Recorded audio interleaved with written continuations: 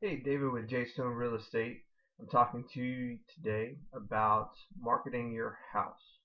As a certified home marketing specialist, one of the benefits that I provide to my clients is being able to go into their house and help set it up to be sell worthy. So what we're going to talk about today is just a few key things to think about when it comes to marketing your house. So what you want to do is you want to look for a way to add um, elegance to your house to where when a buyer comes into your house, they fall in love with it. And so there's 5 things we're going to talk about today. We're going to talk about decluttering, cleaning, repairing, neutralizing, and dynamiting your house. Okay? So the location, square footage, and the price are usually determined by the buyer before they even come look at your house. Because why would they want to look at your house if it's not the right price, not the right location, or not the right size? So what you have to do is you have to focus on identifying the property as a house that they want to have because it just feels warm, cozy, it fits their needs, so you can see themselves living in the house, their furniture and belongings fitting in the house. So studies show that about 70% of someone putting an offer in on your house relies on you. Okay, the impression that you make upon your house to the potential buyers. So what makes a buyer choose your house over another one? It's usually emotion based, right? How does it look? How does it feel? How does it smell? And so forth, right? If you come into a house and it smells like dogs and they're not dog lovers, that's going to turn them away and you're going to lose a buyer. If it smells like a cat and they're not cat lovers, it could turn a buyer away. If it smells like um, cookies and they don't like cookies, or whatever, you get the point.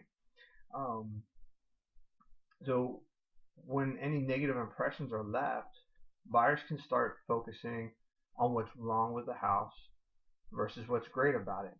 And the same goes with repairs. If there's minor repairs that you don't want to make or um, that you touch up but they still don't look, you know, they look a little rough or unfinished, they'll start looking at everything and nitpick everything versus focusing on the fact that your house is great, all the furniture can fit in it, the neighborhood's good, the price is good. They start focusing on the bad. They start going down that tunnel.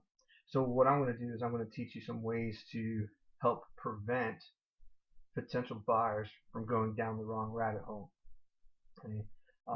Your exterior. Let's start with the exterior. So it's called curb appeal. When a realtor takes photos of your house and posts them on the MLS for them to be spread out across the internet, usually the first picture is of the outside of the house. When I'm going through the MLS and I see pictures of the interior but there's no exterior picture, then I start thinking what's wrong with the outside. Buyers are going to do the same thing too. Why isn't it being highlighted? When they pull up to your house, the first thing they see is the exterior, all right? And that's going to be that first impression. If the yard looks well maintained and good, then they're going to automatically assume that when they open up that door, the house has been taken care of as well. So you want to look around your house and see if there's anything that might need little repairs, right? You want to make sure the grass is trimmed, that the yard's been weeded. If you have flower beds, pull the weeds. If you have dead plants in there, pull the dead plants out. If you have some room for some seasonal flowers or some shrubs, put a couple in there. Just give it some color. Make sure you layer it, okay? Think of threes. So you want to have something high, something medium, and something low so that it draws their eyes either up or down. Okay? Um, if you're going outside and your gutters, the gutter drain spouts are bent, put a new one on there. If you have shutters, paint them. If some of your trim around your house, the paint's trimming, paint it. A first impression is a lasting impression. Next, we're going to talk about decluttering. Okay? As much as we love our collections, our house, it's our home, right? So we've made it our home. It fits us. But when you're selling it, you need to get out of the mind frame of it being your home and look at it as a transaction. Okay? an investment that you're trying to get the maximum out of. So the goal is to show the true space of your house. Okay? If you have a bunch of furniture in there, you got collections all over the walls, it could shrink your house size up, and it may make the buyer feel that your house is actually smaller than what it really is. A good rule of thumb is to move about 50% of your items. So if it's summertime and you got winter items, Christmas decorations, Halloween decorations, Thanksgiving items, get it out of the house. Put it into a self-storage facility or something so that it makes your house look bigger. A lot of places, if you move into a self-storage facility, they'll offer the first month free. So hopefully your house will be sold and under contract within 30 days. So you really only have to pay for maybe a month of self-storage.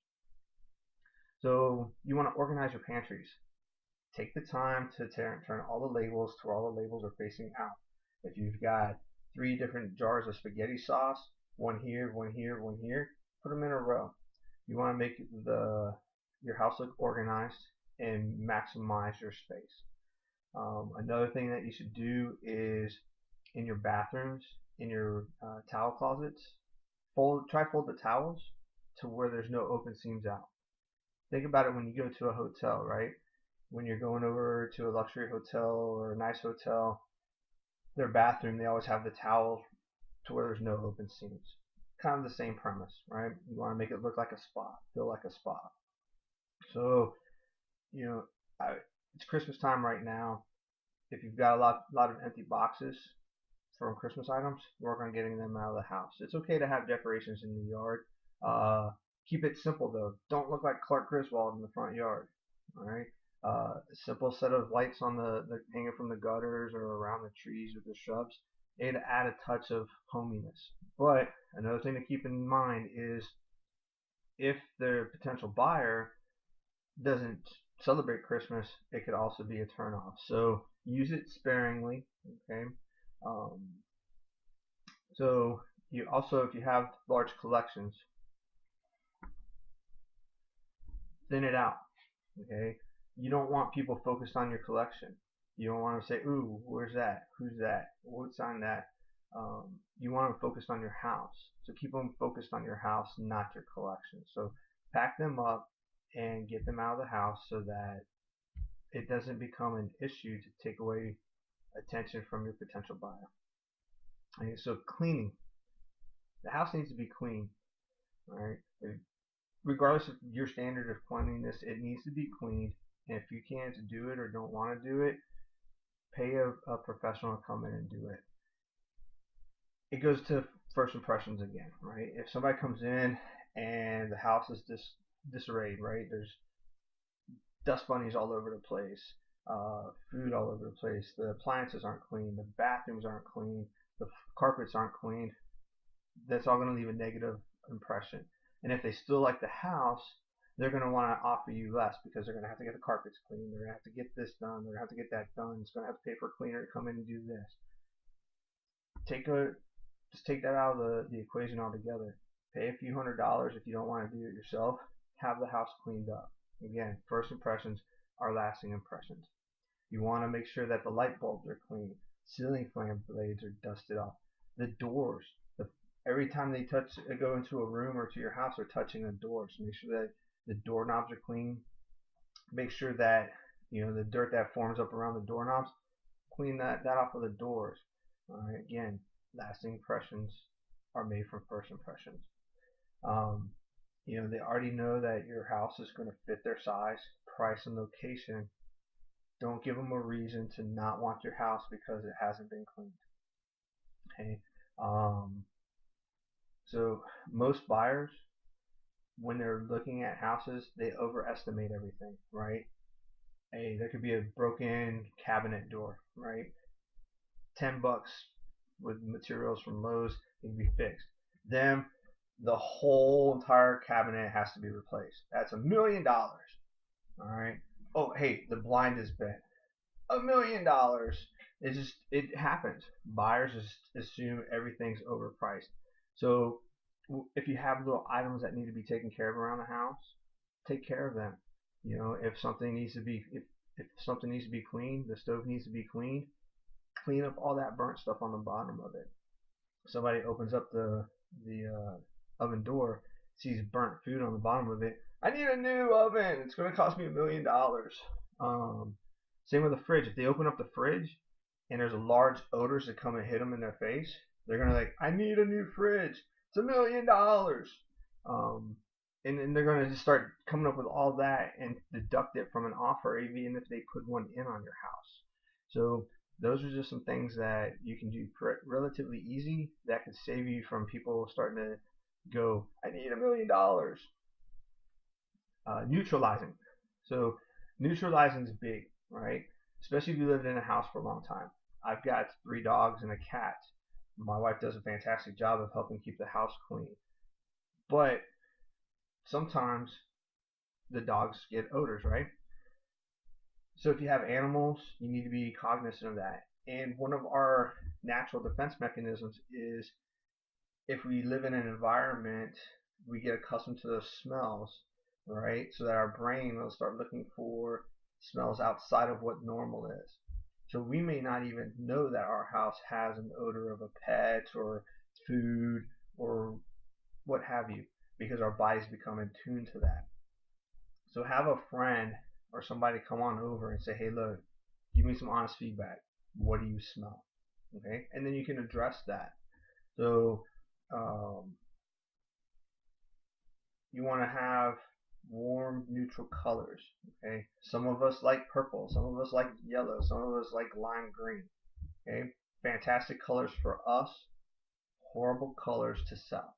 Right? You want to look at neutral colors that are warm and inviting. White, although it's a neutral color, it can feel cold. Okay, it can make it feel cold, unwarm, unwelcomed. So that's why if you see, you know, a lot of the home builders now, they're going to tans and they're actually going to grays, like grays right now with white trim.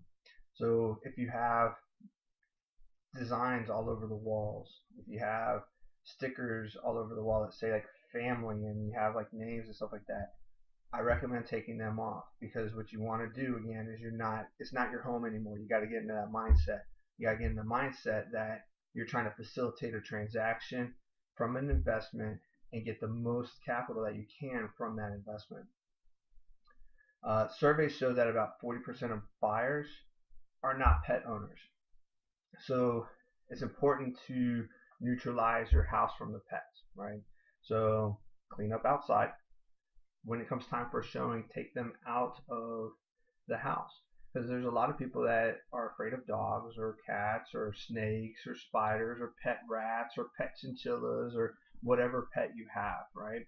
So you don't want them to come in and be like, there's a snake in our house. I can't live in here because I'll picture a snake being loose in the house, right? Or they see a dog or hear a dog barking, and it could be like a little 2-pound teacup poodle, but they may get excited about that and leave your home because they're afraid of dogs and they can't picture being in a house with a dog, or they're allergic to dogs or cats or what have you. And when they come in, they can start, activating their allergies. So you want to get them out of the house and get their toys out of the house, get their bowls out of the house, get kennels out of the house, get litter boxes out of the house, whatever you need to do to kind of neutralize it as much as you can. Okay. So you want to avoid strong scents like potpourri, scented candles. If you have some of those automatic spray, air freshener sprays, turn them off, take them out altogether. Again, there's a lot of people with allergies. They could be allergic to some of those scents, which could detract them from continuing to look at your house, which takes a buyer off the plate.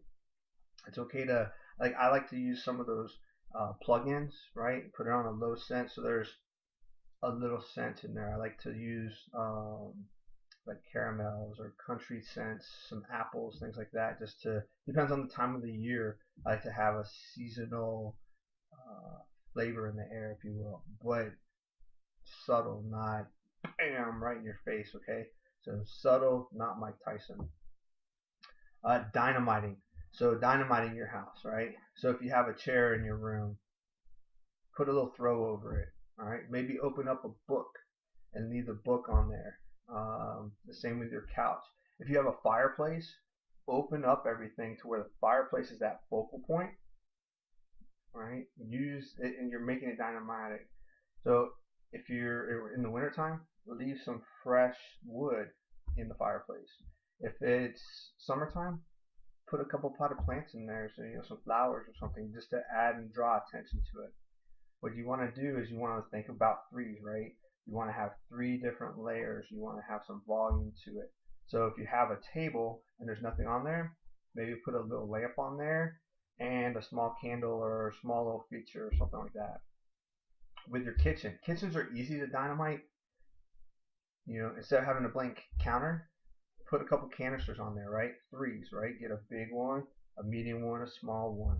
Maybe get a bowl of real or fake fruit to just add some color to it. So variety, all right? Don't just do apples, just don't do oranges. Put a couple different colors in there to draw an eye to it. Set it in the back corner so you're drawing their eye to the distance that your room has to offer. Bathrooms, okay? Keep everything clean. Think of a spa, all right? You can have some soap out. You can have some towels out. Get them rolled up. Whatever you need to do to kind of have a spa atmosphere. Your closets. If you have a shoe rack, put all your shoes in a shoe rack. If you don't have a shoe rack and you got 50 pairs of shoes, buy a shoe rack and get them organized. Or when you're working on decluttering, take out the ones that you know you're not going to use for the next 1 to 3 months and get them out of the house so that you're making some more room. So see how they all tie together? But those are some things that you could look at doing. Okay? Now, we've talked about a few things. What I want to do is kind of follow back on some. All right, curb appeal.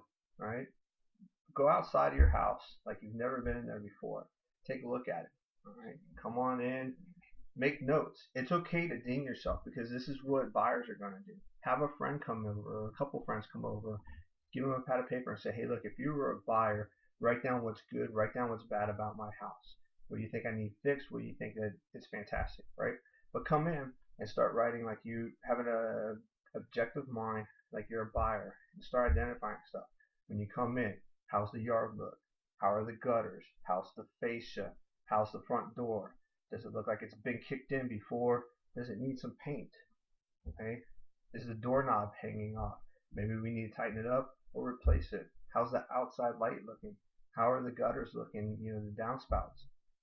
All that stuff buyers are going to be looking at. Okay. Maybe think about putting some new house numbers up. Putting some mulch out there. Flower beds, they get old after a while. The mulch, it's wood, so it deteriorates.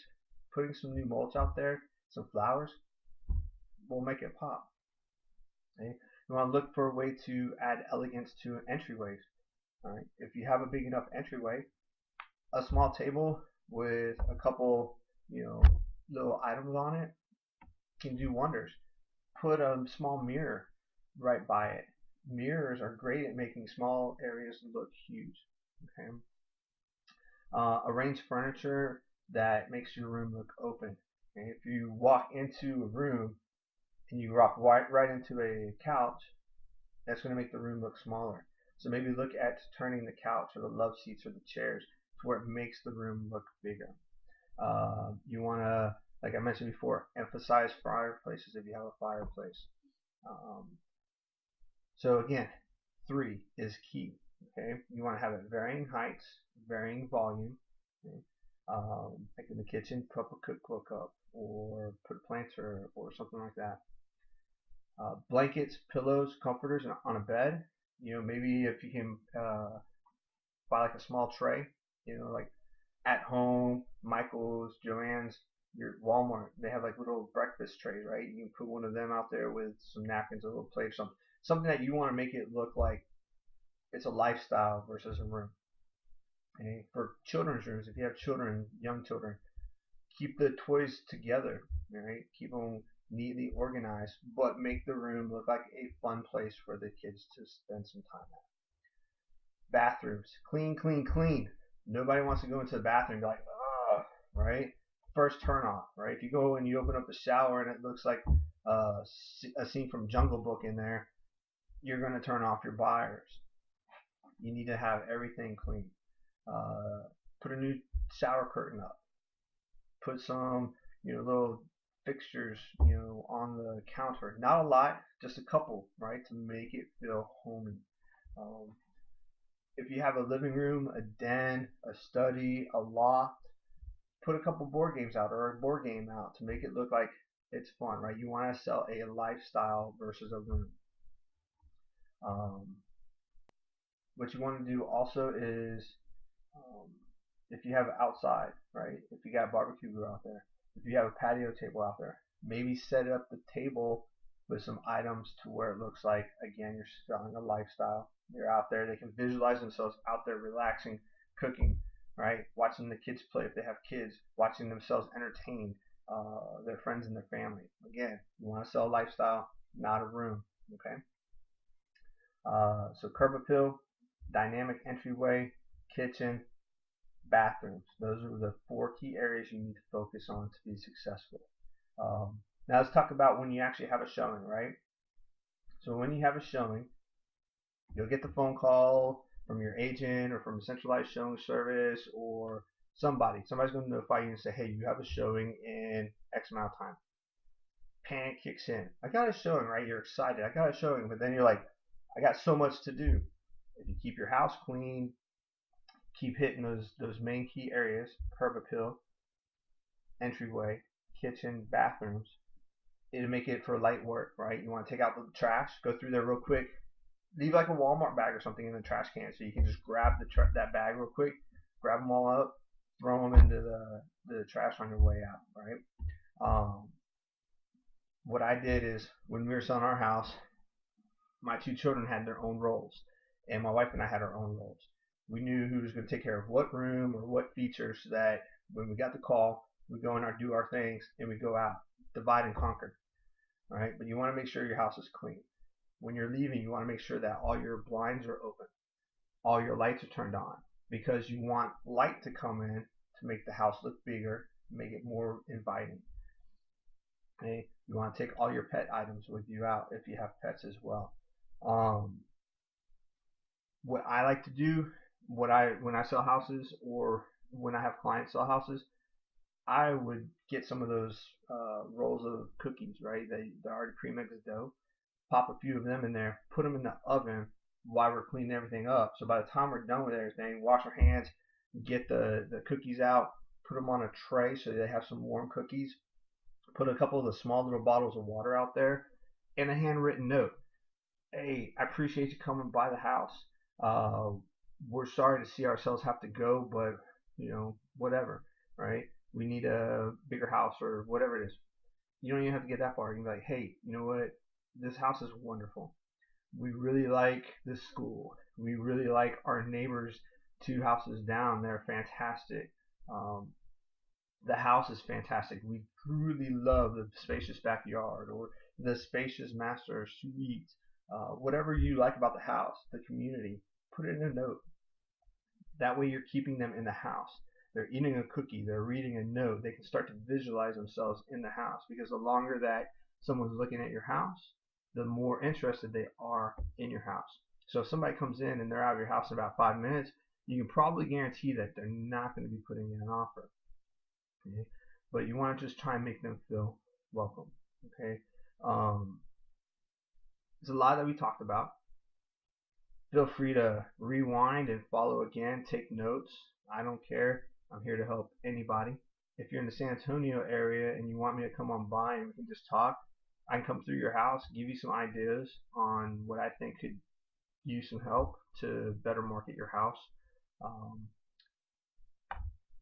I'll be more than happy to do that. You can find me on Facebook at Listed by DK. You can find me on Twitter at DK Property SA.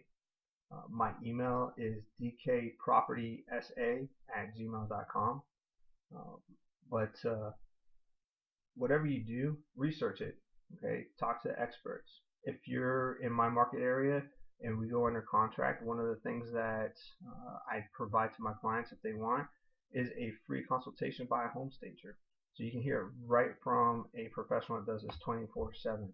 I'm a certified home marketing specialist. I'm not a stager, but with our forces combined, we can make sure that your house is ready to sell in a quick and timely manner.